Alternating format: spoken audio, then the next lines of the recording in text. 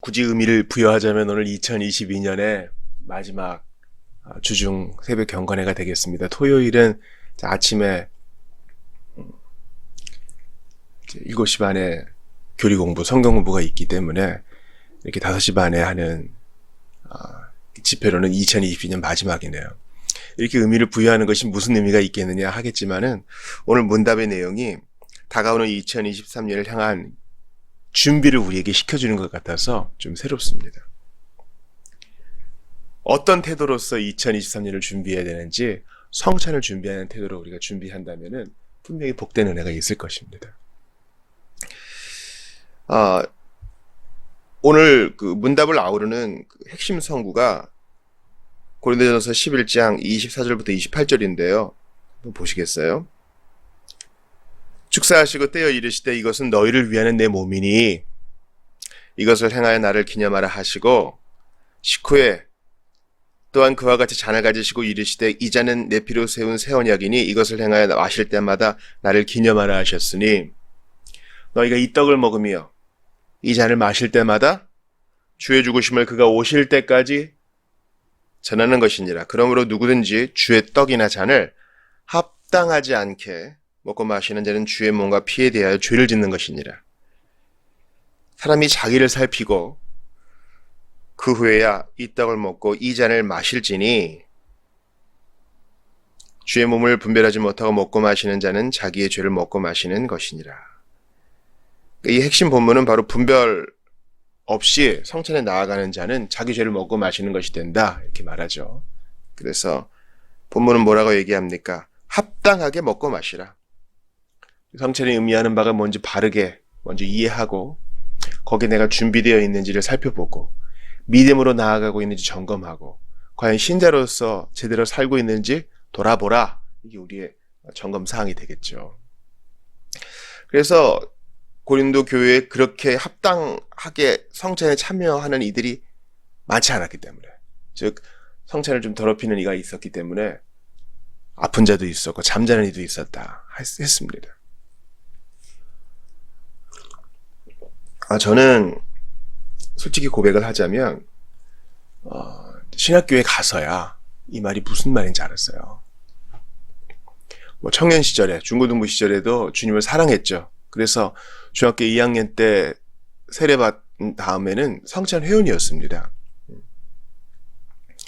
그러나 성찬을 어떻게 받는지에 대해서는 성인이 되고 또 솔직히 말씀드리면 결혼을 한 이후에야 좀 알게 되었다고 고백할 수 있을 것 같아요.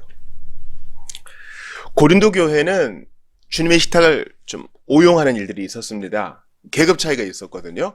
신분 차이가 있었고 또 이 재산의 빈부의 차이도 있었습니다. 지금처럼 공휴일이 아니에요. 일 다 하고 와서 모여야 돼요. 아니면 일하기 전에 모이든지. 자, 아침에는 말씀의 예전으로 모였어요. 저녁에는 이제 성찬의 예전으로 모이겠죠. 그런데 우리 지체들 중에 종이 있어요. 노예가 있다고요. 그러면 어떻게 해요? 집안일을 다 해야죠.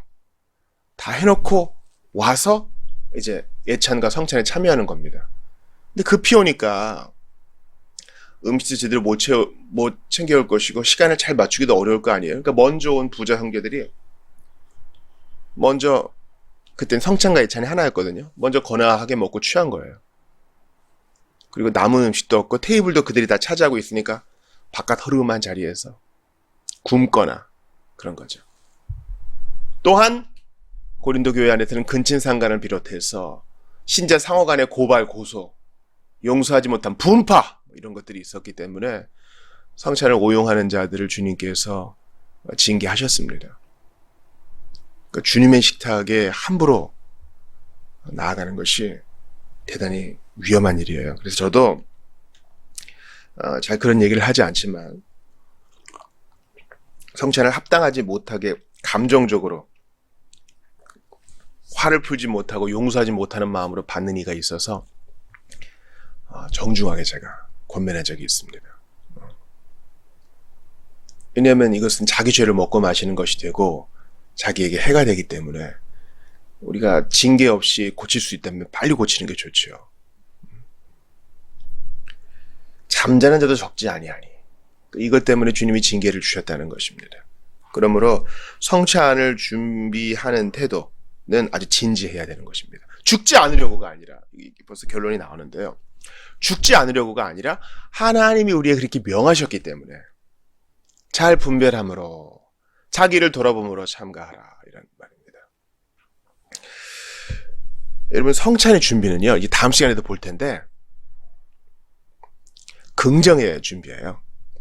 긍정의 준비예요. 고린도후서 13장 5절 한번 보세요. 너희는 믿음 안에 있는가? 너희 자신을 시험하고 너희 자신을 확증하라.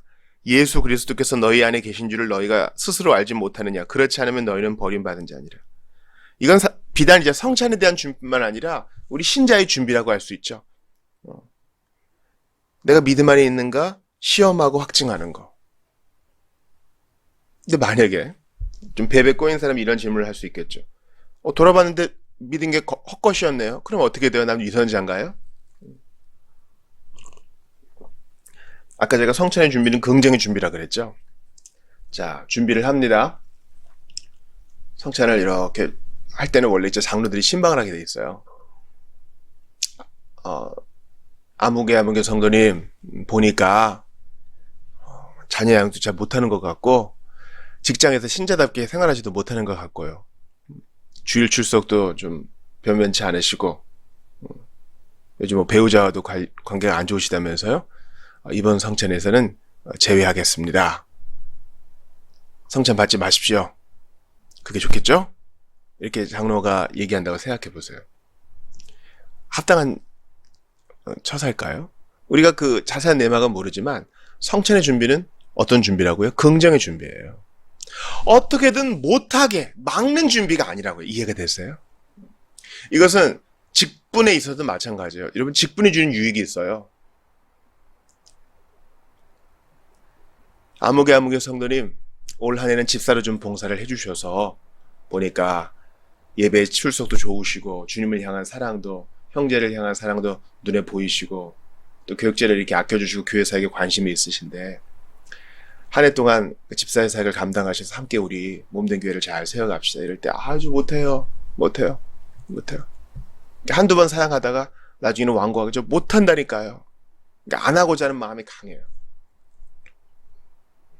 그런 얘기 억지로 시킬 수는 없겠죠. 근데 직분이 주는 유익은 뭐예요? 어떻게든 직분을 줘가지고 이 사람을 괴롭히라는 거예요? 그게 아니죠. 직분을 받음으로 내가 주의 사랑의 줄에 꿰어서 주님을 섬기고 그 안에 더 거하는 보다 더 긍정적인 유익이 있는 거예요. 직분에 부정적인 해악이 있는 게 아닙니다. 여러분, 저도 직분자잖아요. 여러분, 완벽해서 직분 받는 사람은 아무도 없어요. 디모데후서 디도서 보세요. 낙제예요, 저 같은 사람은.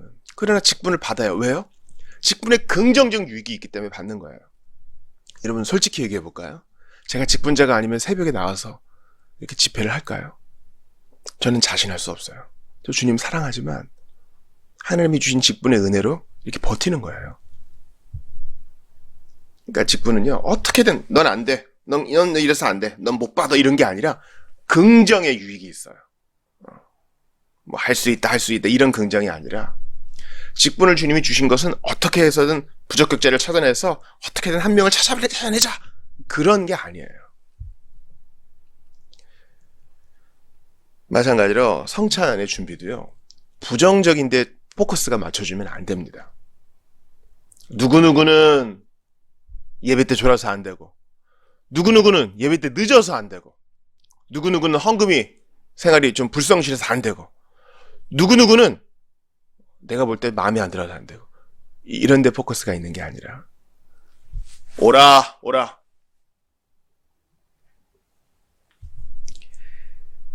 주님이 부르시는 무조건적인 초청, 그 긍정의 유익이 있는 것입니다. 거기에 초점이 있어야 돼요.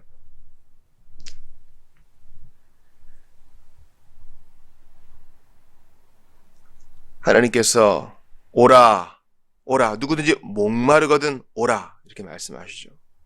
그런 준비가 되어 있으면 올 수 있는 것입니다. 이사야 말씀 보시죠. 55장 1절입니다.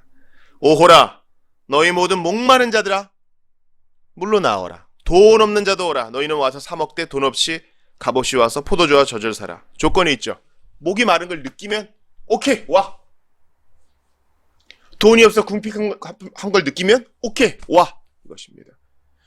여러분 이제 회심 준비론에 대한 찬반 양론이 교계 안에서 좀 있는데요. 회심 준비론은 이제 아시죠? 참되게 회심하기 전에 어떤 준비의 단계가 있다. 청교도들이 특별히 뉴잉글랜드 청교도들이 많이 강조했는데요. 이것은 이제 어떤 측면을 보느냐에 따라 다른 거예요. 회심 준비론도 결국은 회심을 하여 거듭나서 하나님의 자녀가 되는 긍정적인 것에 초점을 맞추는 것이지, 회심 준비하는 데서 이런 점이 부족해. 그럼 탈락. 이런 가짜 회심. 이렇게 정죄하려고 만든 건 아니겠죠. 이렇게 이론을 세운 건 아닐 거예요. 이해가 되세요? 자, 주님이 초청하세요. 목마름을 느끼느냐? 네. 배고프냐? 네. 인생의 유한성을 깨달았느냐? 네, 깨달았습니다. 지옥의 저주가 아닌 천국의 기쁨을 원하느냐? 예. 여러분, 예수님께 와서 유익을 얻은 자들은요, 교리적으로 우리보다 한참 못 미치는 사람들이에요. 그렇지 않아요? 진리의 편린. 아주 한 조각을 알았던 거예요. 그 소경의 아버지 보세요. 난 잘 모르지만 분명한 건 내가 좀 눈을 떠서 보는 겁니다. 그거 하나로도 은혜를 충분히 받았어요. 그러니까 여러분, 이 성찬의 준비로는 가급적 자신을 돌아보고 준비시켜 성찬에 많이 참여하여 은혜를 얻게 하려는 것이지 속가내는 게 아니라는 걸 기억하세요. 그러니까 앞으로 장로님 되실 분들도요, 내 눈으로 성도들 보지 마세요. 응?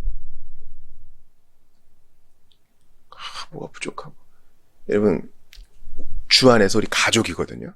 가족은 오래 볼 사람들이에요. 검시관의 눈으로 보지 마세요. 감독관의 눈으로 보지 마세요. 그럴 수 있지. 나도 그랬어. 시간이 좀 필요하구나. 이런 넉넉한 마음이 있어야 돼요. 하나님의 교회를 파수한다고 하면서 우리 안에서 칼부림을 먼저 하는 게 아니에요. 성령의 칼로 마귀의 권세를 대항해 싸워야지. 우리 안에서 싸우면 안 됩니다. 이제 담임 목회 10년이 돼 보니까요, 조금 그런 여유가 생기는 것 같아요. 성도들이 다 이뻐요. 부족한 대로 제가 받아들일 수 있는 깜냥이 조금이라도 생긴 것 같고 주님이 힘주신 거죠. 성찬상에 나오는 자를 제가 대부분 상황을 알잖아요. 그러나 그들이 믿음으로 이 떡을 받고 잔을 받는 것은요, 그 자체로 귀한 행위예요. 은혜를 받고자 함이에요.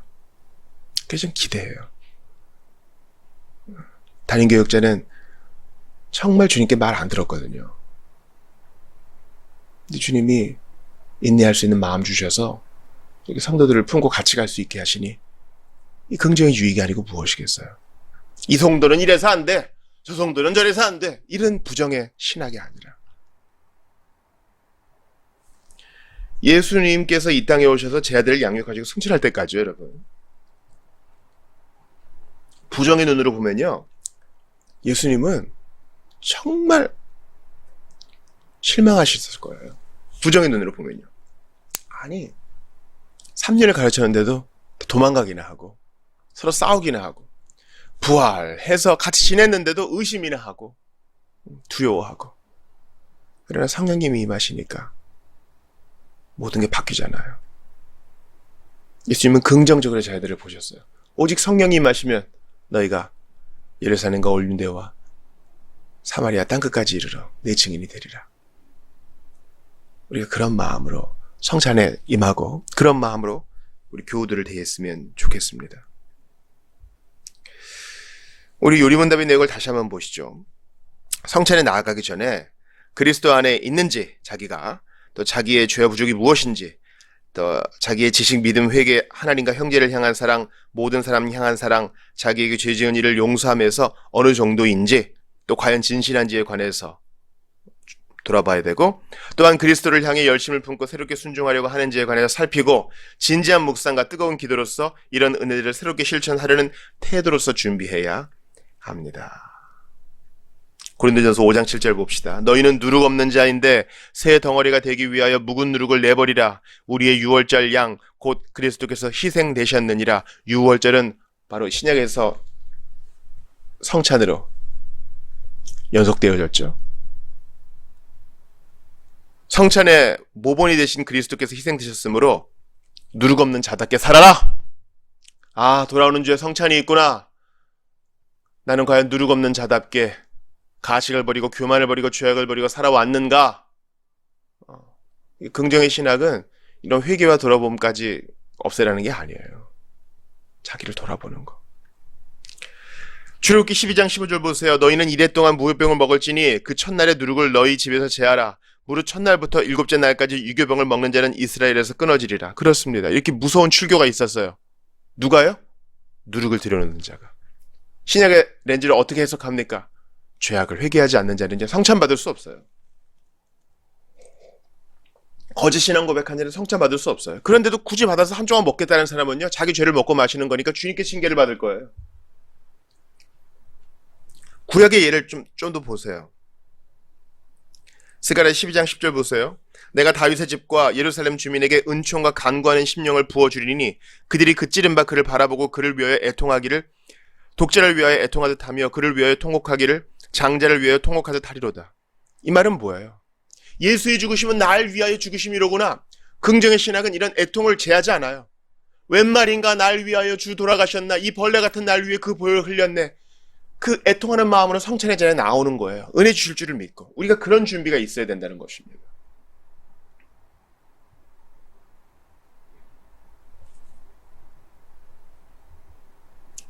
역대하 30장 18, 19절을 봅시다. 에브라임과 므낫세와 이사갈과 스불론의 많은 무리는 자기들을 깨끗하게 하지 아니하고 유월절 양을 먹어 기록한 규례를 어긴지라. 히스기야가 그들을 위하여 기도하여 이르되 선하신 여호와여 사하옵소서. 결심하고 하나님 곧 그의 조상들의 하나님 여호와를 구하는 사람은 누구든지 비록 성소의 결례대로 스스로 깨끗하게 못하였을지라도 사하옵소서 하였더니, 히스기야가 유월절을 회복하는데 이 몇몇 지파의 많은 사람들이 자기를 돌아보지 못하고 유월절 양을 먹었다. 성찬에 참여한 거예요. 이것 때문에 왕이 직접 기도를 해야 됐습니다. 그러니까 이게 작은 일이 아니란 거예요. 그러니까 유월절을 그동안 안 했으니까 어떻게 준비했는지도 모르고 먹은 거죠. 그러나 주님이 히스기야 기도에 들어주셔서 그들을 받아주셨습니다. 아주 중요한 본문이죠. 사도행전 2장 46, 47절 보세요. 날마다 날마다 마음을 같이하여 성전에 모이기를 힘쓰고 지회에서 떡을 떼며 보세요. 기쁨과 순전한 마음으로 음식을 먹고 순전한 마음으로 하나님을 찬미하여 또 온 백성에게 칭송받으니 주께서 구원받는 사람을 날마다 더하게 하시니라. 초대교회의 모습은 날마다 같이하여 성전에 모여서 거기서 기도하고 예배하고 성경 배웠을 거예요. 그리고 집에서 떡을 뗐다는 말은 애찬과 성찬을 말하는 겁니다. 어떻게 먹었어요? 기쁨과 순전한 마음으로. 기쁨으로 먹었다니까 긍정의 신학이죠. 긍정의 격려죠. 안 돼가 아니라 오라입니다. 돌아보고 오라.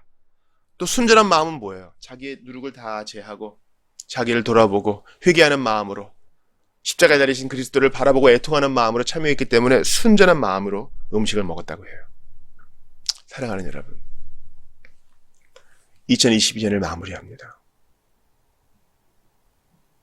내 안에 누룩을 제거하는 하루하루였습니까? 순전한 마음으로 주님의 이름을 부르는 매 순간이었나요? 아까 출애굽기 보니까 7일 동안 무교병을 먹어야 된다. 첫날에는 누룩을 제해야 된다. 이렇게 죄와 분투하는, 피 흘리기까지 싸우고자 하는 그런 결의가 있었나요? 스펄전도 얘기했지만 여러분, 죄는 중독성이 있어요. 또한 죄는 내성이 있습니다. 작은 죄를 용인하면요, 큰 죄도 이제 지을 수 있게 돼요. 죄에 대한 민감성이 있었어요? 이 정도면 되겠지. 나 스스로도 타협하면서 이건 어쩔 수 없는 거야 하면서. 아니요. 우리는 날마다 자신을 돌아보며 죄와 피 흘리기까지 싸워야 됩니다. 왜냐하면 우리의 유월절 어린 양 그리스도께서 희생되셨기 때문에 우리는 죄와 상관없는 자거든요. 우리는 죄 짓는 게 불편한 사람이에요. 양심으로 말씀하시고 성령께서 권고하세요. 그러니 비단 성찬에 나아가는 준비 말고요. 매일이 신자로서의 우리의 삶이 준비해야 됩니다. 어떤 준비요? 주님 맞을 준비. 주님 다시 배올 날이 날로 날로 다가와 무거운 짐 주께 맡겨 벗을 날도 멀지않대. 주님 배울 날이 점점 가까워오는데 죄를 끌어내지도 않고 얼룩인 채로 누룩을 뒤집어 쓴 채로 주님 맞을 거예요? 그럴 수 없죠. 2022년 주께서 은혜를 돌보셨으니 주께서 2023년 우리에게 주시면 매일 자신을 돌아보겠습니다. 참으로 힘겨운 것 같지만 너무나 익숙한 죄악 버리겠습니다. 몸부림치겠습니다. 음란과 탐욕과 질시와 사랑 없음의 이 모든 것들 주께 내어 맡기고 하루하루 살겠습니다. 순간순간 살겠습니다. 이런 마음으로 나아가야 할 것입니다. 왜요? 우리의 유월절 어린 양 그리스도께서 희생되셨기 때문에. 너는 이제 죄에 대해 죽었다. 나에 대하여 살았다. 너는 죄에 대해 죽고 의에 대해 살았다. 주님이 선언해 주셨기 때문에 합당하게 살 수 있는 겁니다. 주께서, 주 성령께서 우리에게 이렇게 살아갈 힘을 주실 것입니다. 신자로서 주님 맞을 준비를 시켜주실 것입니다. 우리는 두렵고 힘이 없으나 주 성령께서 능력 있게 우리를 세워주실 것을 믿습니다. 이 믿음 가지고 나아가시는 여러분들 다 되시기를 주의 이름으로 축원합니다.